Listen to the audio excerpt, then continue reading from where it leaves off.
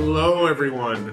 Welcome to a very special edition of Scotch Malt Whisky Society tasting. My name's Tom Smith. I'm joined by two very special guests in a very special place. For those of you who might recognize where I am, I'm in the tasting room at the Vaults at our spiritual home in Leith, Edinburgh, Scotland. I am joined by Mr. Alasdair Day of Isle of Raasay and Mr. Matt Bailey of the Scotch Malt Whisky Society. So, pleasure to have you guys here.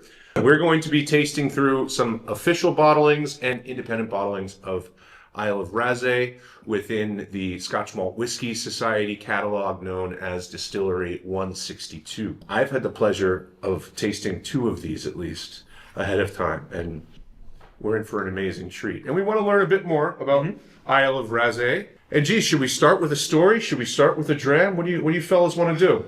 You know, just on that point, I just realised I don't think we've ever actually been this close to tasting a new distillery code with the society so soon after it coming out and getting the opportunity to speak with the maker and speak to the spirit. This is really cool. I just realised that just then. Awesome. Yeah, that's great. Yeah, I mean, sure. Start with the story though, if you want. Yeah. Well, I heard a story of Tweeddale. Yeah, that's the right. Tweeddale blend. Yeah. Would you fill us in about that? Maybe that's a good starting point. Yeah, so the Tweeddale blend, that was a blend that my great-grandfather created. My family connection with whisky go back to 1820, a company called J&A Davison, and the Tweeddale was one of the blends that they made. They were whisky blenders, they had a licensed grocer's shop, they had the brewery in Coldstream, and my great-grandfather left school in 1895, joined as an office boy, and he took over the business in 1923. So if you skip forward to 2009, I inherited a family called a cellar book. It's got all the blending recipes from 1899 to 1916. So I had this mad idea that I would recreate one of the whiskies from the book, and I did, and it was the Tweeddale, and that's how I get started on this. So, nice. Yeah. Tweeddale. That's great. Tweeddale. So it's the Tweed, as in the River Tweed, yeah. the Dale Valley. It's the border between Scotland, England, and Coldstream's right on that. Very cool. So you created this blend around 2009 or so? Yeah, it was released May 2010. Okay. Yeah. And how did you get from there to all the way up north to the Isle of Raasay? Yeah, so it's a long story, but I'll break it down as quickly as I can. So, released the Tweeddale in 2010, my version of it, and by 2012 it was really difficult to buy fully matured casks of good quality single malt that I was blending together. And so I thought, right, well, I'm going to need to raise some investment, I'm going to have to buy new make, buy casks, and then fund that until it's matured. So that's, a fair amount of cash to do that. And then when I did the numbers, I thought, you could build a small distillery for that amount of money. So then that's kind of where the kind of pivot came in. I wrote a business plan to build a distillery, and obviously at that point I'm going, well, my heritage is Coldstream and the Scottish borders, so it's going to be a borders distillery. I wrote a business plan for that, but I still needed to raise investment. So cutting out a big chunk of it, through that process met Bill Dobby. So Bill is our investor, he's our chairman. I co-founded R&B Distillers with Bill in July 2014, and R&B actually, that came from Raasay and Borders. So my very first meeting with Bill, when I'm pitching the Tweeddale and the book, and the taste of whiskey, and I want to build this distillery, that meeting ended with Bill going, well, actually I'm thinking about Isle of Raasay. So I thought that was a no. But he didn't. It took me a couple of months, but he didn't actually see what he said was, I'm really interested in getting into whiskey. So I then wrote like 4 pages on every single thing that was happening in Scotland, people selling distilleries, people building distilleries, and sent it to him. He said, come in and see me. We worked our way through that list, and eventually May 2014 I went to Raasay. Bill stood outside this disused hotel looking at the view of Skye and thought, this is a great place to build a distillery. And so we did, and we started distilling in September 2017. 162.1 here, Yeah. So the inaugural release, not tasting that last, since that is a fully peated dram, but it's always a very special time to release a 0.1 of anything. And we have a good hit of this. We have 120 bottles in the U.S. So we'll hopefully be able to make a lot of members happy. Guys, I'm thirsty. Let's get into this. So we're starting on the unpeated, yeah? We're starting on the unpeated. This is cask number 162.4 from the Shoreline. And you got this in the US, yeah? We have this in the U.S., yeah. And these will be part of our festival releases as well, which is happening on May 13th. So this is a 5-year-old, full term in a first fill chinkapin oak cask. Oh, yeah. So chinkapin oak, one of the rare varieties that grows betwixt and between Quercus alba, American white oak, but chinkapin has a different porosity and gives you a lot of richness. Dave, actually, when Alasdair and I were with Dave Broom in our Sense of Place tour, Dave summed it up really well. He said it's kind of like an American diner. A bit of pancake and maple syrup, a bit of smoked bacon. And you get all of those lovely, really aroma-forward attributes with this lovely. It's very clearly spicy and dry profile, like on the nose. Like straight away, I'd say that would be very appropriate. Would you say there's a distillate style? Like what's coming off? Like, is it more mineral driven? Is it more robust? Is it a bit more delicate? So I mean, this is the cask strength version of the dram. That's our signature single malt from Raasay, and we've always described that as lightly peated with dark fruits. So the reason we've got peated and unpeated is that we do 6 months of plain malted barley and 6 months of peated barley and mature it separately. We mature it in 3 different cask types: ex-rye cask, chinkapin oak, and ex-Bordeaux red wine. So the chinkapin is the kind of big part of we talked about 6 cask recipe, a big part of that, our oak policy.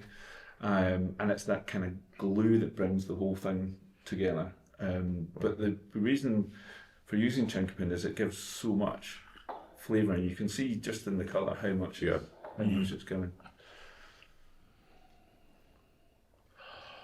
Now, are there proportions you stick to with these different cask types? Or you play around with that a bit? Yeah, so it's about 60-ish% of ex-rye.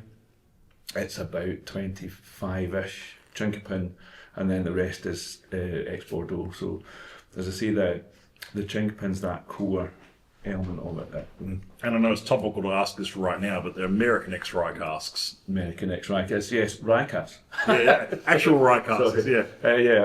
So these, the ones that are in this would be ex-Woodford. Yep. But yeah, so the American rye, we can talk a bit more in the next whiskey, but... Wow. Yeah, so yeah. Very exciting for us to get this as a code, and we're very honoured to be able to bottle these single cask Raasays through the Absolutely, and thank you for spending some time with us to be able to explore this. It's a privilege to be 162. Yeah. Well, I hope, Matt, have you been up to Raasay yet? Not yet. It's on the list. Hope to make the pilgrimage soon. Well, we've got 6 suite bedrooms currently in the distillery, and we've got another 5 being built that will hopefully be ready in October this year, so you can actually come and stay in the distillery, do the tour, have a dram, look at the view. Yeah, sounds good. Fantastic. Full service, full experience. Wow, that is a really gorgeous nose. I mean, the palate is just booming with flavor. So it's very rich. It's very it's very rich and tropical, and I always describe the chinkapin as rich because it's coastal without being it's not peated, but it's coastal. If that makes sense, it's got this sort of it's not quite oily and coastal, but it's definitely it's oily and dry in a good way. Yeah. Do you mind passing that water jug? Oh, please. Thanks. I'll try it with a few drops. Yeah, so I mean, in terms of our new makes, we're at 61.3. Yeah, it's pretty punchy. Which is for 5-year-old, we fill at 63.5. So that's not bad going after 5 years. Yeah. Do you bottle a cask strength expression in your distillery bottlings? So this one that I brought along, this is a cask. No, that is a cask strength. Yeah. So we can compare side by side on that. Now I've got to ask, What's the story behind the bottles, the actual glass? Because I'm quite intrigued by that. Because everyone usually goes for the tall glass round or something. Or we've got our unique shape, and you've got your unique shape as well. But it feels like it's part of the earth. Yeah, so we've got our own well on site. So it was 60 metres down below the distillery. So the distillery is built on Jurassic sandstone, which is like a big sponge. It's permeable, fractured, really old rock. But everything around us is volcanic. So you've got granite and basalt rocks. In fact, Duncana, which this is named after, is the highest point in Raasay. That's actually basalt. Anyway, when it rains on Raasay, and it rains a lot obviously, it runs off the volcanic rock, collecting minerals, and ends up beneath the distillery. So we wanted to be able to talk about the well and the water, because we use it every stage. We do everything on Raasay. So that water from the well is used for mashing, it's used for fermentation, it's used for cooling in the condensers, but it's used for cask reduction, and it's used for bottling as well. Really? So how do you get that geology story into a bottle? Well, we took modelling clay and pushed it into the rock. So this texture in the glass here is actually from some of the rocks on Raasay. And then the Jurassic sandstone has fossils in it. So this is one of the fossils from the sandstone on the island. And that was pushed into the modelling clay, and then we made made the mould from the bottle from that modelling clay. So you're literally holding a bit of Raasay in your hand. It's very unique. It just feels like it feels like it's part of the earth and part of the actual product, rather than just something that holds the product, if that makes sense. It's not just a whiskey bottle. It's sort of like the earth sort of aspect of it. Yeah, I mean, hopefully people do exactly what you've done. Go, why does it look like that? And it allows us to tell that story of, the fact we do everything on Raasay, everything's matured on Raasay. I wanted to mention the kind of mineralic feel it has on the finish, and sounds like we're working with some pretty hard water. Yeah, every step of the way. It's slightly hard, and I think that hardness helps because we've got quite a sweet new make. The harder the water, the sweeter the new make is. But there's quite a lot of manganese in the water, and manganese is 300 to 400 parts per million of manganese is ideal for yeast development. So that's a real positive to have. Great. Well, pretty strong showing from 162.4. Are these out? That's a festival release as well. Festival release. So we're filming today is the 2nd of May. Today, so this will be released in a couple weeks' time, and I believe 120 bottles of each of these to offer the American members. Yeah, you got 120 of the .1. I believe so. Maybe 90. Maybe 90. I have to speak to the commercial manager about that. Yeah. Well, we got lucky with that one. We got very, very lucky. I think that's more than we got. And let's why don't we go into the second whiskey here, because I'm sticking my nose in it and just this beautiful. Yeah. It's instantly it's sweeter. Oh yeah, it's just lovely sweet peat compared to the coming out first of it. one. I mean, they're both cask strength, but it's a little bit sweeter. It's a little more sort of like Yeah. rose water and a little bit more sort of peach. So this is where's the strength of this? It was 61.3. Oh, And perfect. what's the first one? 61.3 as well. So It is. Yeah. Yeah. Look at that. So that's good. But so this is our unpeated spirit and our peated spirit matured separately in 3 different cask types. As I say, X-Rye, Chinkapin, and X-Bordeaux. So the Chinkapin we've just tried as a big part of our recipe, and it's almost like a part. Like when you're drinking that, you've got a sort of little miniature deconstruction of this. But as I say, all 6 casks types are matured separately, and then they're brought together after maturation. So we wanted to create complexity, depth, and balance at a young age. So that's why it's peated and unpeated. So the peated barley comes in at 48, 52 parts per million, but we take quite a narrow cut. So on peated we come on at 72 and come off spirit about 65. So it's quite a narrow cut. Wow, yeah. And that's because we're looking for this lightly peated dark fruit element. Now, are you reminded of your grandfather's blend, or is this your own? This is really yours. So this is very much R&B distillers, but when I was designing the distillery, was designing what the liquid was going to be and designing the process, it was very much from that kind of blending mentality where you create different components that you then bring together, which is kind of a weird thing to say for a single malt, but So still connected with Borders. Is that the Borders Distillery? So no, we are completely separate. From Okay. the distillery, yeah, but it's just the heritage of G.N.A. Davidson, 1820. My great grandfather. Because we have that as a code already in our GNs, in our gins, but not in Yes, not in right. single malt yet. Yeah. So we've bottled some of their gin, but none of their single. Wow, malt this is yet. an incredible whiskey. So obviously, this is a vatting of peated and unpeated spirit that's coming in that lightly peated, but you're still getting those chinkapin notes in there in the middle palate, I would say. It drinks very well at cask strength, actually. Maybe it's because, but you could always say that about the second whiskey in. You know, when you get to that second one, the first one's always like, oh, this is cask strength, but the second one, you're like, okay, now I'm into cask strength. Just gorgeous, like ripe, kind of like blackberry, and like fennel, anise, somewhere in there. Yeah. A bit of, a light black licorice. Yeah, That's a good call. Really, really nice. The dark fruits really do come. yeah. And you have this really focused peat just consistently framing all of that nice rich fruit. It's very, very good. It's Highland peat, so it's more kind of aromatic wood smoke. And okay. So, yeah.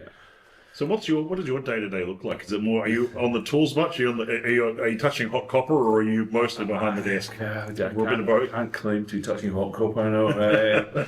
So I'm love very to touch much hot kind of, yeah. So I guess for All right, hobbies. I can't believe you just touching revealed hot touching hot copper. Sounds awesome. I mean, it sounds really Sure, fun. yeah, sure. it's a thing, but it's a dangerous thing. Yeah. Yeah. I think so. For me, I mean, obviously to be privileged enough to be given a blank sheet of paper and being able to design the distillery, but then following that all the way through, so designing the oak policy. And that's ongoing, so now, we fill something like 1,500 casks a year, and we're refilling about 700 of those a year now, and the recipe was designed to be able to be flexed for refilling casks as well. So it's very much that. I was going to ask that. You're obviously doing a fair bit of refill already now as well. Yeah. Yeah, so we're filling about half of what we fill is refill. Yeah. Casks. Right. Now, of course, there's refill casks, and then there's what we're doing. So they're these casks, so like this Chinkapin cask that was like 5 years old, but then we're refilling them, so they're pretty. That was a fresh cask. It had only been used for Raasay spirit, and then we'd be filling that again, and we're using it for our. So it was virgin oak, and then it's Yeah. Yeah. Okay. Yeah. Do you struggle with sort of virgin oak first fills with the spirit? Does it often overwhelm the spirit character a bit? So that's why we went with Chinkapin and not Quercus alba. So Right. Quercus Muhlenbergi, as you said, it's richer. It brings more to it. We have a specification for the making the cask. So the timber is air dried for 36 months before the cask made. So the longer the air drying, the more the lignins break down in the oak. The lignins turn into volatile phenols eventually when they break down. And then we ask for a high toast and a high char.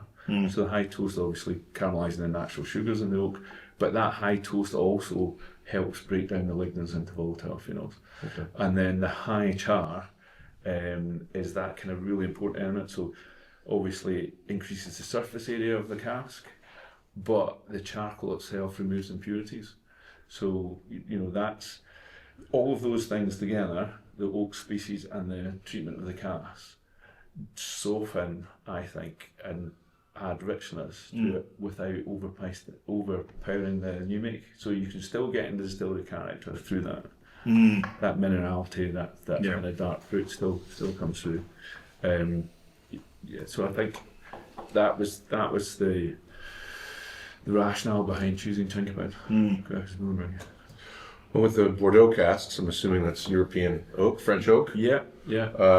So there's no kind of char on that. It's just toasting. Just toasting. Yeah. Just toasting, but a mixture of Quercus Patria and Quercus Roba. So that's quite interesting because the French Toniellis don't talk about oak species. They talk about whether it's wide grain or fine grain. So Patria tends to be fine grain, Roba wider. So it's a mixture of both. But also they talk about where the oak grows. For example, Limousin or Allier. And the regionality, because obviously the further north you are, the colder it is, the slower the oak grows, the tighter the grain. So there's lots of different elements coming into that. But the European oak, particularly the Petrea, there's a lot of eugenol, so it brings those kind of cloves and savoury spices to it. And again, it's just balancing out some of the sweeter notes. So it seems like you've already played quite a bit to create these compositions in the first place. But are you experimenting on any scale with what you what you have right now, or are you just kind of going for the? So it's all about the dram. It's all about Isle of Raasay Hebridean single malt. That's the focus. That's what we designed. But then out of that comes these other things. So this is a cask strength edition of that. But it means that we have rye casks, drinking oak casks, we have ex-Bordeaux red wine casks, we have peated and unpeated, so we've got that element. So we've deconstructed it, so all 6 have been bottled as single cask strength both lines. And what's your output look like at Raasay? So last year to December was our biggest production year, and we were 220, just over 220,000 LPA, so tiny. Yeah. Yeah. Yeah. Fantastic. You're going to have to tell us what Duncana means. Yeah, so Duncana is the highest point on Raasay, so you can just see on the label there's a little outline of Duncana, so it looks a bit like a volcanic plug, but it's actually... Oh, is that a Monroe? No, not a Monroe. It's quite neat. Yeah, I think you enjoyed saying that word. I really did. That's the second time today I've asked if something was a Monroe. For those of you who don't know, Monroe speaks to a certain elevation of mountain. I don't even know what the elevation is, 3,000 feet. but it's really big. I think it's 3,000 feet. 2,000 feet. 3, I think. 3. Goodness gracious. 'Cause, so Ben Rinnes would be, or Ben Nevis would be. Oh, Ben Nevis definitely. Yeah. Ben Nevis is. I don't know about Ben Rinnes. It might be, Got a pass. but I think it maybe not. Our producer's shaking his head. Anyway. Yeah. Moving on. I just wanted to throw down some If I drop amateur mountaineering, spelunking, Well, this is what do we call it? Whiskey with Taste for Adventure. Whiskey Wanderers Festival. I am definitely off the beaten path at this point. Yes. You are way off the beaten path. We've lost Tom completely. Sorry. Okay, I'm back. I'm back, baby. So back at Duncana, highest point on Raasay, not a Monroe. In fact, even the view from the distillery, looking back at Skye, you see Glameg, which is part of the Red Coolin. It's a Corbett, not a Monroe. Corbett. But behind that are the Black Coolin, and they're Monroes. Okay. Just to play into that one. Anyway, Duncana. So the highest point. This is an very kind. We do. You're very kind. And it starts life in the ex-rye cask, so it's a peated and unpeated spirit in rye cask, ex-rye cask, and then it's vatted, and then it goes into Oloroso and Pedro Jimenez quarter cask, and then it's further second maturation in there, and then it's vat again and bottled, and this is to date probably our most award-winning release. Wow. It's very syrupy, this one. It's like it's straight away like it's a bit more like the one before is a bit more sort of like sweet and like rounded, whereas this one's a bit more sort of like I think more distillate driven, but also almost more syrupy and. I think the syrupy definitely the Pedro Jimenez brings that syrupy element to it as well. And the quarter cask would help with that as well. The quarter cask, yes. So the quarter casks are 125 litres. So it starts off in the American Standard barrels about 190, and after that, we move into the 125 litre cask. So that helps, but that nice blend of the really dry, nutty Oloroso with the sweet syrupy Pedro Jimenez, but also you're getting that black pepper from the rye cask as well. That's spice. I have to say, when you're talking about syrupy, I'm nosing it, and I'm like, this doesn't smell very syrupy. It doesn't. It's the sherry character is not really coming through too much on the nose. Yeah. At least the first nosing. But man, on the palate, that is just so. I think it's more sherry on the nose than you give it credit for. It's. Yeah. I think it's just maybe the colours playing tricks with our nose a bit here, maybe. Yeah, I think because it's sat beside the Chinkapin, which is much darker. Yeah, perhaps. Yeah. So yeah, And the peat's a lot more muted on this than it was on the cask now. So the sherry's really kind of calming that peat down, but then you get that spice, and it's almost like you get the smoke at the end rather than beginning. Yeah, really silky, and then some kind of freshly extinguished embers. Yeah. That's very unique. That So you said campfire really comes through. it's like your most you said celebrated, most awarded sort of. Most awarded, yeah. Yeah. So it's won a couple of best whiskies. Won best distillery for that in Japan, and Forbes magazine wrote an article after. So the London Spirits competition, we won best distillery, and that won best whiskey. And Forbes wrote an article going, "Is this the best?" There's a lot of words on this level. Wow. It's a lot of words, a lot of information. A lot of information. It's good. It's good. And are we at 46 here? 52. 52. Drinking strength. Fantastic. Again, just trying to balance the alcohol with all those other flavours. Well, that is beautifully balanced. I mean, that's really very well done. Fantastic. I think I don't know why, but I feel like I get more of the sort of the Raasay distillate and Raasay sort of taste out of that one, if that makes sense. Yeah. I don't know why. I think the dark fruits, that kind of black curranty, blackberry thing that's in the new make spirit with the sherry just kind of works. And also the peat in the sherry as well. Good bit of everything. Lovely whiskey. So we have one more to explore. This is our inaugural cask of Isle of Raasay. This is cask number 162.1. Peat featuring oak, parenthetically, single cask. So, Feet. yeah. Feet oak. Feet. Yeah, no feet here. No feet. No feet. Featuring oak. Yeah. Yeah. As long as Yeah. you smell feet. So I guess the title is a bit of a throwback to 1980s, 90s cassettes, artists. And depending how old you are as a member, Yeah, you might not even know what a cassette is. Probably heard of vinyl. Any 8-tracks out there? No. Probably not. No. Probably not. Betamax reference, this one. It's got a real sort of hint of Betamax in the nose. In any case, any inaugural cask is a special occasion, but this one is particularly impressive. So this is 100% peated malt, aged for 4 years, I believe, years, in Chinkapin 100% Chinkapin oak. So it's a little bit over 4 years, maybe 4 and a bit, but it's first fill Chinkapin, 61.2% in this case. Always cool to see a dot one. Always cool to taste dot one. It's kind of like the beginning of the story for that code. Right. Yeah. Guarantee members will be hunting down the dot one for years, if not decades to come. They still have the library here, yeah? Of the I've been personally ensuring that the library is maintained. It's one of those things that you think that you might. You've filled it all with apple juice, haven't you? Successive venue managers, you worry that it might get forgotten, and you're like, no, that's important. That's an important piece of the vault's history, and every dot one is a bottle of every dot one is stored in the library. So I think that obviously the difference between the two is seeing how the peat interacts with the drink a bit. Yeah. It's a little bit muted on the nose there. It is. For something cask strength, and just a sip of water, mate.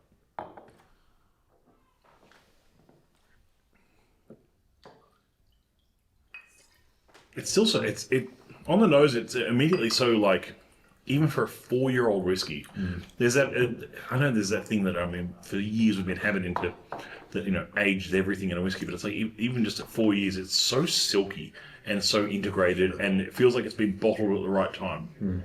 And it's like, it could have been a 3-year-old, it could have been a 5, it could have been a 7, but it's like, no, it was ready at 4, and it actually smells phenomenal. So when I met Alasdair, this was 2 years ago now. Yeah, 2023. Yeah. I asked him, what should we do with our very first Raasay cask? Do you remember what you told me? I think did I say wait a while? I don't know. What did I say? So you said wait a while. It's like he told me I'd love to see them released as 7-year-olds. As the oldest, as the oldest Raasay casks available. Well, we've still got some laid down. Sure. We have plenty laid down, but I have to say I'm very, very happy with what we have before us here. No, absolutely. I think yeah, the kind of difference between the two is quite startling, isn't it? I mean, it's the same cask, but the way the peat's working with the cask is really quite different. Just do yourself a favour. Go back to whiskey number 1 for a second, and just do a side by side. Well, that's diluted. How So much should does we it add change? more? Yeah. Should we add more whiskey to our water? No. Yeah. Maybe. Maybe. A little bit diluted. I added a bit of water. Oh yeah. It's becoming much more tropical. Yeah, it is. Yeah. Wow. I like The first the .1. I like the .1, but I would buy a bottle of that .4. To be honest, that's just my palate though. No. Yeah, I think that. Well, I would basically bathe in the .1. Right. You can if you want. You've got 120 bottles of it, remember? I'd like to. Yeah. If you use half of those, you could fill a bathtub, surely. Yeah. Oh wow. Yeah, that's really something. That deserves a dilution. You give that a go. All right. So, Alasdair, you mentioned 6 ensuite bedrooms. Yeah, that's right. You must be packed all year round with. Certainly May to October, definitely. Yeah. But out with that period, you can definitely. So Matt and I can come in December, and Absolutely. yeah. Well, by December we'll have another 5 rooms. So Oh, perfect. we've got these luxury bohas, which is Gaelic for both these luxury cabins. Nice. It's like out the back of the distillery, high up, looking out over the distillery to Skye. That sounds more Tom speed. I'll just take a sleeping bag next to the still somewhere. That's okay. fine. Yeah, you just want to sleep next to that hot Well, copper. Copper. Hot copper. Yeah. I don't Sorry, need hot much. copper. Oh, sorry. Hot copper. You said you weren't going to use the C word. Well played, sir. Well played. A Scot, an American, and an Australian walk into a bar. Look, it's good. Right? Yeah. Alasdair, any parting shots with Isle of Raasay or Matt? Any final thoughts here? I think for me it's just absolutely fantastic to see it in a society both. To be 162, fantastic. This is a .1. This is a .4. I think Matt has the rest of the .2 and .3. So True. it's out there. We've And got the grilled lobster. Yes. Number the .2 or little 3. I think it's out in the vaults right now. so the perks of being a global society. This whiskey's making its way around the world.